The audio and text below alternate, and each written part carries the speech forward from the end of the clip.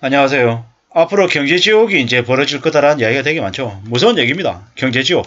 결국에는 지금 윤석열 정부 아래에 있는 경제관료팀들이 우왕좌왕하면서 경제가 망가지는 걸 그냥 속수무책으로 내버려두고 있죠. 그들이 만드는 한국의 경제 아비규환이 아마 점점 더 확산되는 것 같습니다. 이제 PF 대출 이것이 이제 시작한 게 점점 더 이제 문제가 되겠죠. 은행들의 대출을 이제 안 해주니까. 이제 건설사들이 이제 미분양이 증가하고, 대선 충당금 증가하고, 정부사 통한 자금 조달이 안 되면, 할인 분양 들어가고, 부동산 가격이 하락하고, 점점 더 이제 엉망이 되는 거죠. 막장이 되는 거죠.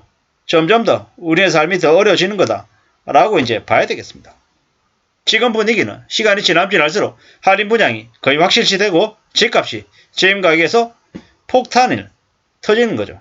반토막이 나는 게 아니라 3분의 1 토막, 4분의 1 토막이 날 수도 있다는 걸 현실로 맞이해야 되겠습니다. 앞으로 꽤나 충격입니다. 절대로 그냥 아니라는 거죠. 그냥 하면서 넘어가지 않는다라는 거죠. 지금의 상황이 많이 이제 충격적으로 이제 바뀔 거다라는 거죠. 둔촌주공이 3억 4억이 될 수 있다. 이런 얘기들도 나옵니다. 미치는 거죠. 미치는 겁니다. 삼성전자 주가 2만원 3만원 갈 수도 있고요. 이래저래 대한민국의 주가가 지금 현재 2200인데 몇 년 지나서 700대 800대까지 내려갈 수도 있음을 우리는 명심해야 되겠습니다. 한국 국가의 신용등급이 하락할 수도 있다는 생각도 해야 되겠습니다. 어쩌면 윤석열 정부 5년 이제 4년 반 남았잖아요. 이 기간 안에 얼마나 큰 충격적인 일들이 벌어질지는 우리는 다 숨죽이면서 지켜봐야 된다는 거죠. 언젠가 나아지겠지. 삼성전자 주식을 지금 사랍니다. 50% 오른다고. 오르는 건 언젠가. 알 수 없는 거죠. 내년에 오른다? 글쎄요. 내후년에 오른다? 이런 얘기조차도 안 합니다. 4분기에 한국 코스피 주가가 2000에서 2400이라고 정권가에서는 전망 안 됩니다. 이게 전망입니까? 개소리입니까? 개소리죠. 그런 전망은 저도 하죠. 앞으로 많이 어려워지는, 많이 충격적인 일들이 벌어질 겁니다. 지금 이래저래 말하는 것들을 함부로 믿어서는 안 되겠습니다. 엄마 이제 심의 통과하고 난 이후에 금방 재건축이 될 것처럼 얘기하지만 얼마나 걸릴까요? 저 이후에 최소 10년 이상 걸리는 거죠. 최소 10년 이상. 꽤 오래 걸린다라는 겁니다. 지금 현실이 많이 무섭습니다. 많이 충격적입니다. IMF가 다시 온다라고 봐도 무방하다라는 거죠. 절대로 별일 아니다. 괜찮다. 나아질 거다. 이런 말을 안 해야 된답니다. 그런 말을 믿어서는 안 된다라는 거죠. 정말 정신 바짝 차려야 됩니다. 지금은 부자들이 부동산을 진짜 알짜 부동산을 빼고는 전부 다 처분했답니다. 현금 마련했다는 거죠. 왜겠습니까? 앞으로 다가올 몇 년 뒤에 있을 아주 큰 대박연 세일을 기다리는 거죠. 근데 대부분의 사람들이 저 지옥으로 경제지옥으로 나락으로 떨어지면 극소수의 사람들이 이제 많은 기회를 가져간다는 거죠.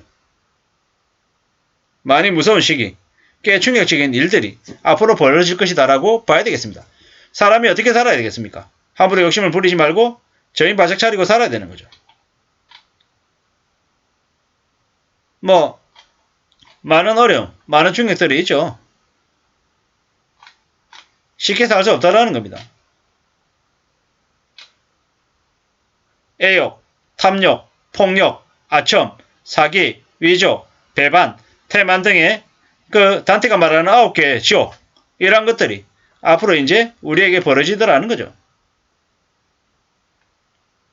얼마나 충격을 받을지, 얼마나 고통스러울지는 우리는 정신을 바짝 차려야 됩니다. 그래야 삶을 헤쳐나갈 수 있다는 거죠.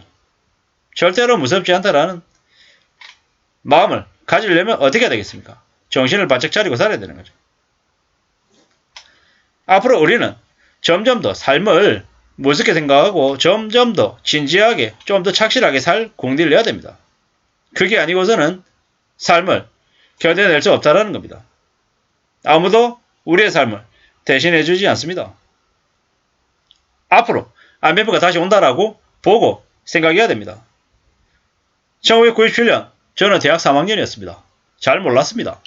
왜 그런 일들이 벌어진지도 몰랐고 우리 주변에서 그 당시에 제 주변에서 많은 선배들, 많은 후배들, 동기들이 갑자기 사라졌습니다. 왜요? 대학 등록금 못 내니까. 생활비 마련이 안 되니까.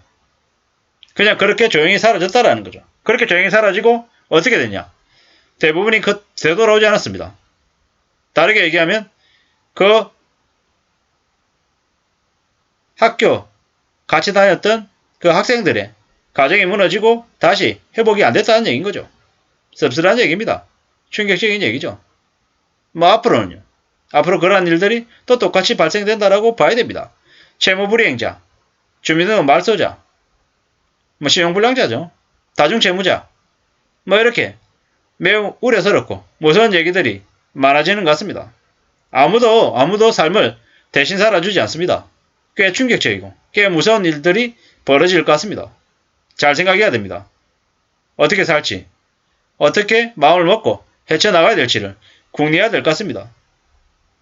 철저히 자신의 땀과 노력과 정성으로 삶을 헤쳐나갈 생각을 해야 되지 유행과 탐욕과 욕심을 가졌다가는 인생이 그냥 나락으로 떨어집니다. 아무도 믿어서는 안 됩니다. 배신과 뒤통수가 난무하는 게 지금입니다. 꽤 무서운 일들, 꽤 충격적인 일들이 앞으로 많이 벌어질 거다라고 생각하면서 지내야 되겠습니다. 무서운 얘기죠. 무섭습니다. 이 비극적인 현실, 경제 충격, 경제 쇼크 이런 것들이 앞으로 점점 더 구체화될 겁니다.